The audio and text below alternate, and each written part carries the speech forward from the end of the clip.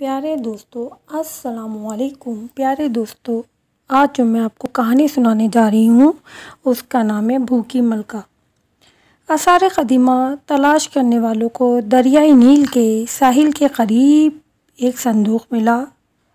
جب انہوں نے صندوق کھولا تو انہیں اس میں ایک حنوط شدہ عورت کی لاش دکھائی دی۔ اس صندوق میں قیمتی جواہرات کی بھی اچھی خاصی مقدار موجود تھی۔ آثار قدیمہ کے ماہرین نے حنوط شدہ لاش اور جواہرات دیکھ کر یہ فیصلہ کیا کہ ضرور یہ کسی ملکہ کی لاش ہو سکتی ہے۔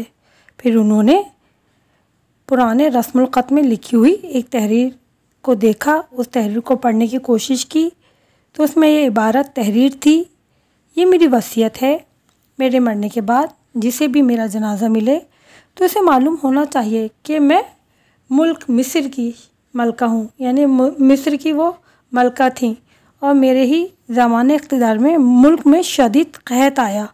وہ قحط اتنا شدید تھا کہ میں ملکہ ہو کر بھی 2 روٹیوں کے لیے ترستی رہی۔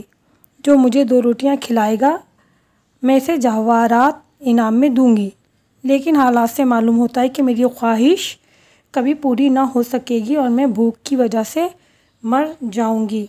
تمام لوگوں کو ملکہ کی وصیت غور سے پڑھنی چاہیے، کیونکہ دوستو اس سے عبرت حاصل کرنی چاہیے۔ انہیں سب کو یہ جاننا چاہیے کہ جب تک خدا نہ چاہے کوئی کسی کی حاجت روائی نہیں کر سکتا، اگرچہ انسان کے پاس آسائش اور آرام کتنے ہی سامان موجود نہ ہو، خدا کی مرضی کے بغیر ایک پتا بھی ہل نہیں سکتا۔